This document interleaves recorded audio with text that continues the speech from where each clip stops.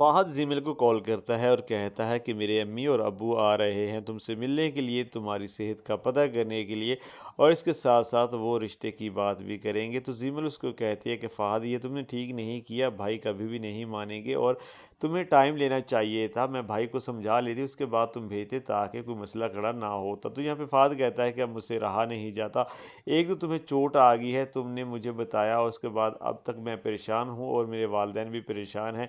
वो जल्द से जल्द तुम्हारे पास आना चाहते हैं और तुम्हारे भाई से मिलकर तुम्हारी शादी की बात भी करना चाहते हैं। तो सिमिल जो है वो बहुत समझाती है, लेकिन जो फ़हद होता है वो बात को समझता ही नहीं है।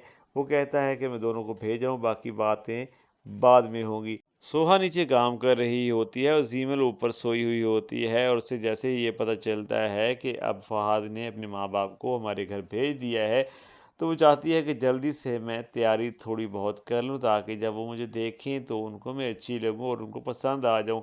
वो उठती है और लकड़ी के सहारे से वो चलने की कोशिश करती है, लेकिन तभी उसका पैर फिसलता है और वो नीचे गिरती है और उसके चीखने की आवाज़ें नीचे आती हैं। ज़ावेर एहतशाम जो है सोहा को देखता है और कहता है कि तुम यहाँ क्या कर रही हो, और तभी वो चीखें भी उसके कान में पड़ती हैं। तो वो उसको बहुत ज़्यादा डांटता है। वो कहता है कि तुम इतनी जाहिल हो कि उसको अकेले छोड़ के तुम आ गई हो।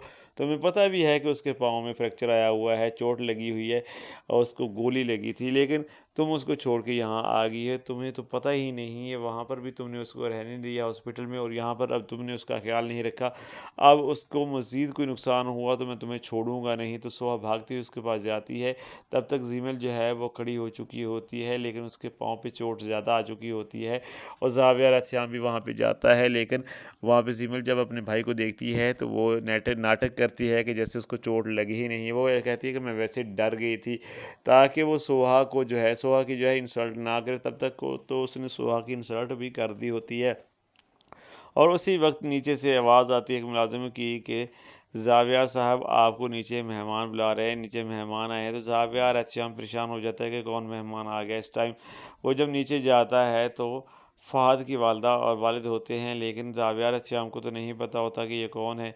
वो पूछता है, वो कहता है कि कौन है आप और क्या लेने आए हैं हमारे घर। वो कहते हैं कि हम फ़हद के वालिदैन हैं और हम ज़ीमल की तबीयत का पता करने आए हैं, और इसके साथ साथ हम उसके रिश्ते की बात भी करना चाहते हैं, क्योंकि हमारा बेटा जो है वो ज़ीमल को पसंद करता है और ज़ीमल भी उसको पसंद करती है, तो हम उसकी शादी की बात करने भी आए हैं। तो ज़ाविया रच्चाम जैसे ही ये सुनता है तो आग बगोला हो जाता है, उनकी इंसल्ट करता है, उन्हें पानी तक नहीं पूछता और उन्हें कहता है कि यहाँ से चले जाओ वरना मैं तुम्हारा बुरा हाल कर दूँगा, और उनको धक्के दे के घर से बाहर निकाल देता है। और ज़ीमल ये सब सुन लेती है। उसके बाद ज़ीमल रोने लग जाती है। सोहा जो है वो उसको समझाती है कि तुम ऐसा ना करो, ना रो, तुम्हारी तबीयत पहले ही बहुत ज़्यादा ख़राब है। तो वो कहती है कि मेरे भाई के काम चेक करो, उसने उनकी इतनी इंसल्ट कर दी, वो तो मेरा पता करने आए थे। उसके साथ साथ अगर वो मेरे रिश्ते की बात कर रहे थे, तो अगर भाई ने रिश्ता वहाँ पे नहीं भी करना था तब भी किसी तरीके से बात करते, इस तरह से इंसल्ट करके उनको वापस भेजने की तो नहीं है।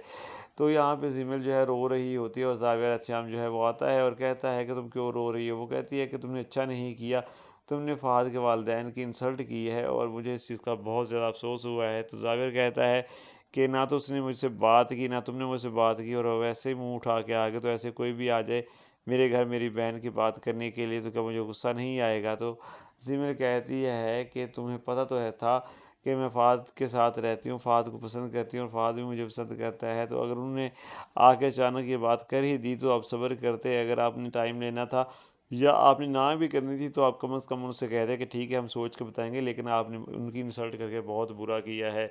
तो वो कहता है कि जो होना सच तो हो गया, मैंने पहले भी तुम्हें बताया था कि उस लड़के से दूर रहो, और अब भी कहता हूँ जब तक मैं उसकी जांच पड़ताल नहीं कर लेता तब तक तुम उसके साथ ना तो घूमो ना उसके वालिदैन यहाँ पे तुम्हारे रिश्ते के लिए आए, वरना ऐसा ही उनके साथ होगा। तो ज़मील कहते हैं कि भाई मुझे इस बात का बहुत ज़्यादा अफसोस है, मुझे तो लगता था कि तुम मेरे भाई हो, मुझसे मोहब्बत करते हो, लेकिन आज पता चल गया कि तुम मुझसे मोहब्बत नहीं करते। तो दोस्तों आने वाली जो एपिसोड है बहुत ही ज़बरदस्त होने वाली है।